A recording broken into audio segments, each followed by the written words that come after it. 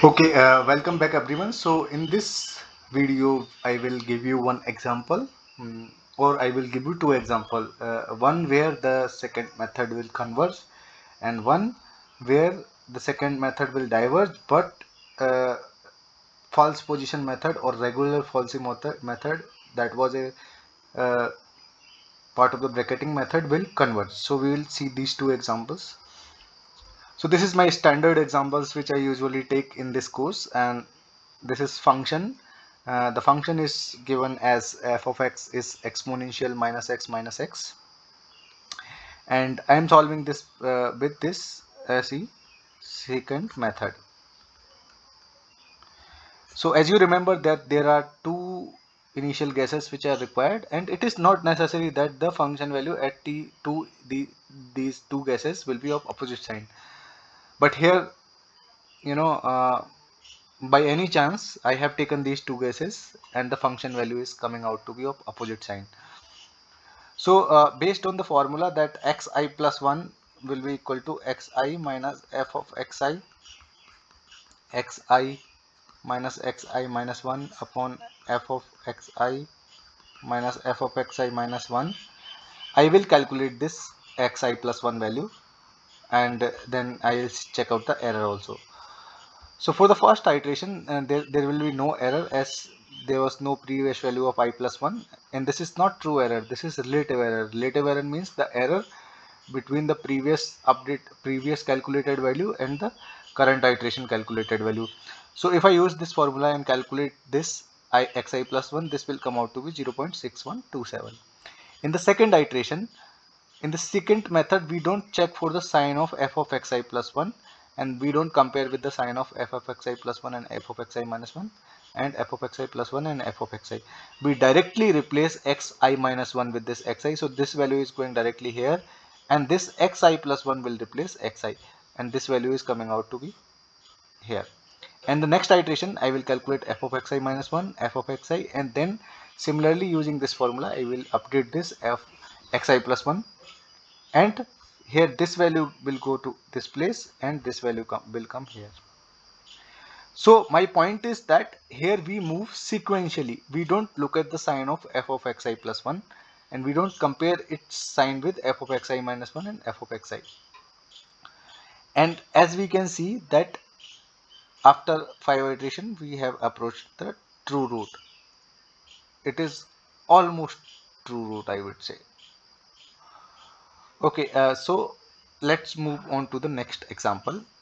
Next example is f of x ln x, and remember this example I have taken just to explain that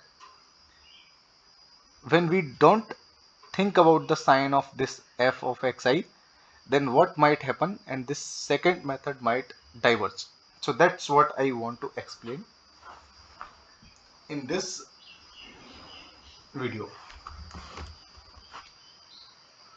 So let us look at it.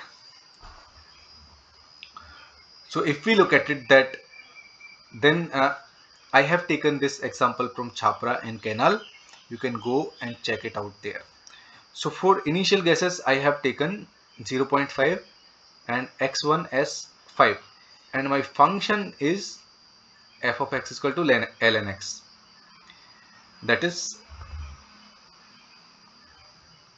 ln x, and then I will calculate the function value at this point and then again at this point.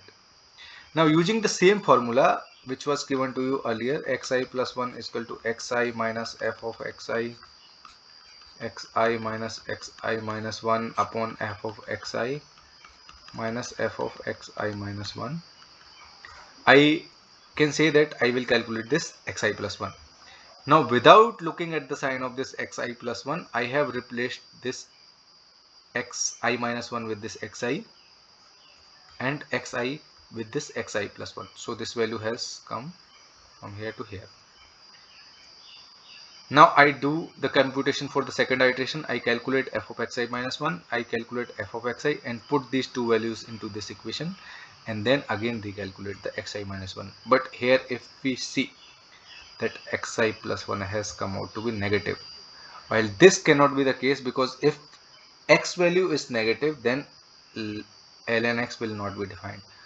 So essentially this has led to the divergence of the problem. Now the same example I am going to explain with regular falsy or the false position method. So this is the regular falsy.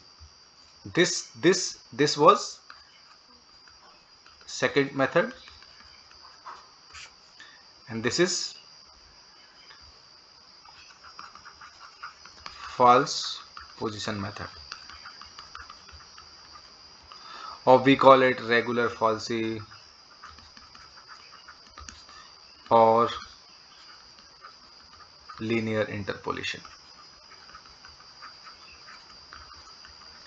Here also the idea is that we will use the same expression, that is xi plus 1 is equal to xi f of xi minus xi minus 1 upon xi f of xi minus f of xi minus 1. But here we must remember that the signature, the function value at xi minus 1 will always feel negative at every iteration. This has to be satisfied. At this thing has to be satisfied. So for iteration 1 I have taken the same initial guesses, that is xi minus 1 and xi. So I have taken this 0.5 and 5, computed the value of function at 0.5 and at 5, and if we look at it, then the sign of these two values is opposite. So we can say that we are satisfying the bracketing criteria. That means the root will lie between these 0.5 and 5. I will calculate this xi plus 1 by putting these values into this expression, and I will get this. Now in this false position method I need to check for the sign of this f of xi plus 1. Now I cannot randomly replace this, discard this xi minus 1 and replace xi with xi plus 1. This is not the case. We will have to check the sign of f of xi plus 1 and compare it with the f of xi and f of xi minus 1. Now if this f of xi1 has the sign similar to the f of xi, then this xi plus 1 will replace xi. If it is having sign similar to the f of xi minus 1, then it will replace xi minus 1. Now this is plus and this is also plus. So this xi plus 1 will replace xi. So that means xi minus 1 is intact, it is 0.5 only, and xi is replaced by xi plus 1. So we have this 1.854635 in place of 5. Now we will again redo the calculations, compute this xi minus 1 and xi, put the values into this expression, and then recalculate the xi plus 1, and we get this 1.25. At the same time we check for the function value sign and compare it with this. So here also it is positive and this is positive, so that means this will replace the xi. So 1.854635 is replaced by 1.216308, while the 0.5 is intact. Now I must tell you that in this regular falsy or this false position method, most of the time one of these will remain intact. Most of the time, or I would say almost every time, this thing will remain intact.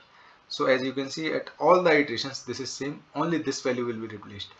And if we look at it, then at the 9th iteration we have almost got the root. If we, the true root for ln x is x is equal to 1. So 1.00027 is very close to the true root of this. So this is the benefit of checking for the bracketing thing.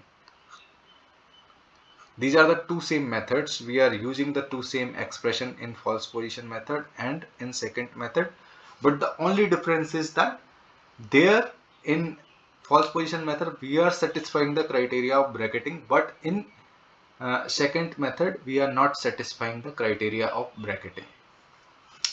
So that is the thing.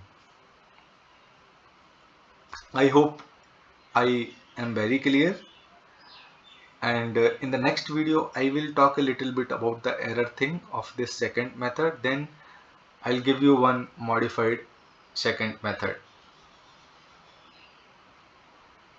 and I'll tell you that why secant method is important sometime in the next video.